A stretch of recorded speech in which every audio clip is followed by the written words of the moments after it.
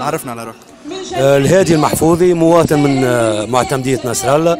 أنا الناطق الرسمي باسم الحراك الشعبي، اللي الحراك الشعبي الجماهيري السلمي والحضاري اللي قمنا به أهالي نصر الله، كافة أهالي نصر الله، منذ انطلق منذ 7 فيفري، وهو متواصل وسيتواصل، لأن يعني تبلغ مطالبنا وتتفاهم الحكومة هذه اللي أذانها يعني تصمت على صوتنا هذا.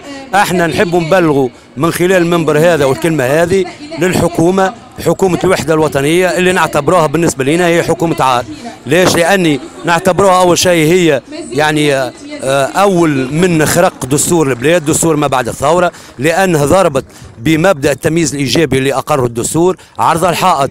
لأنه احنا معتمدية نصر الله من أفقر معتمديات تونس، وداخل ولاية القروان نحن بعد يعني ترتيبنا الأعلى هي أفقر معتمدية، وبعدها تجي نصر الله. تجي الحكومة هذه وتقصينا من برنامج يعني أو ميزانية تنموية اللي تقدر ب10 مليون دينار، فهمت؟ تستثنينا احنا أهل نصر الله. رينا أنه الاستثناء هذا هو استثناء مهين، هو إقصاء ممنهج وإقصاء مفضوح وصارخ الأهالي نصر الله للعباد والبلاد. نحن رانا نبلغوا من خلال الكلمة هذه السلطة بكونه رانا شادين صحيح في حقنا وفي كرامتنا، وما نسمحوش بقاش كرامتنا تستهان وتستباح. نحن رانا معتمدية فقيرة مهمشة مقصية، منذ معتمدية يعني تأسست عام 56، يشوفوا القدم وعمقها الحضاري والتاريخي، ومع ذلك تجي حكومة الوحدة الوطنية تقصيها من الميزانية هذه.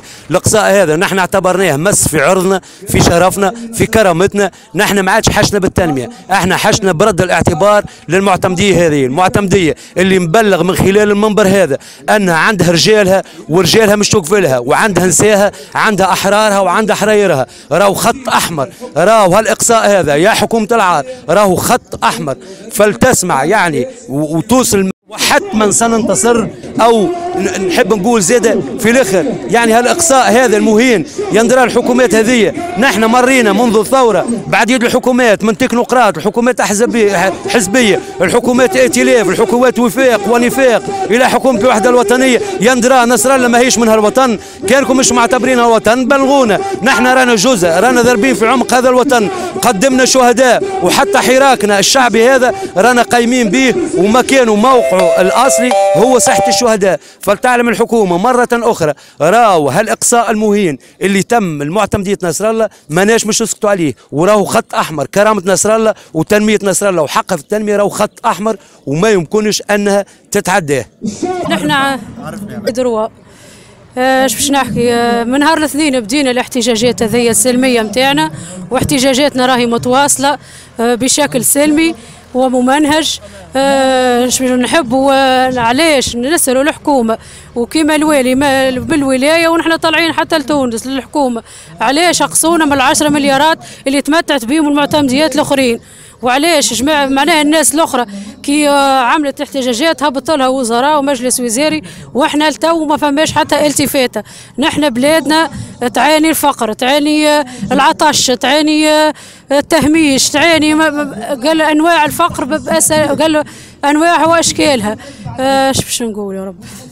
الدعوثي، نبعد على نصر الله 7 كيلومتر. جيت نساند في الحراك هذا باش يظهر في حقي حق كل من مظلوم ومحروم كيفي، لأن نحن منطقة ضعيفة. معتمدية نصر الله علاش قصدت من دون المعتمديات الكل، خذت كل المعتمدية خذت منابها إلا معتمدية نصر الله. علاش؟ ونحن هذا مورد رزقنا الوحيد يعني. وأنا قدامك منصورة، أنا من عام 2000 التحقت بمنبت الغابي بنصر الله على عمالة الحظائر، عاملة من عمالة الحظائر بالمنبت نصر الله لليومنا من عام 2000 وراه. هما يوعدوا فيا بالترسيم، يوعدوا في بالتسوية الوضعية، وعدونا بالتسوية الوضعية الكريانية ديك التغطية الاجتماعية. ناو كيف فهمت؟ لليومنا هذا ما راعينا حتى كان الفشل وما ثم حتى شيء. هو بالنسبة لنا من الناس مواطن في سيدي علي، تونا قاعد والمرأة قاعدة وعندي بنية في الباك تخرى، لا خدمه لا شيء. بالله يقول لك كيفني هاي كرامه كيش ما تجي مادام ما ثمش خدمه، مادام ما ثمش امور رزق، كيش الواحد ماشي يعيش حسب رايك. تو هناك المراه والطفل وكذا ايش باش تعمل لهم؟ تو جو سكتونا بكوازه باش تخدم كازا، ايش باش تعمل لك كازا؟ تخدم كازا ترتاح قداش تو كاز باش تعمل لك؟ كاز مش قداش مش عايشك زعما، مش عايش عيله، مش خلص فاتوره الضوء، مش خلص الماء، مش توكلها، مش شربها. طالبين معامل انت؟ طالبين خدم، طالبين مورد رزق، طالبين الناس تخدم. خليك بلاد حابسه، بلاد فيها شيء راي، بلاد تصور من 56 هذيك هي راي. لا عندنا مطالب، عندنا مطالب كان شغل، ناس تخادم، ناس تشوف لها، ما ثم حتى شيء لهنا. ما حشنيش بالكوينز، راهو الكوينز ما حشنيش بها، لاني هذيك معناها ما شغل رديء بالنسبه للشباب، معناها بطال كي هكا. نحن طالبين مع معمل، عندنا معمل هنا فهمتني، بنوه ومن بعد مسكر. علاش تبني فيه وعلاش تحل لنا في افيق نحن وفي امل؟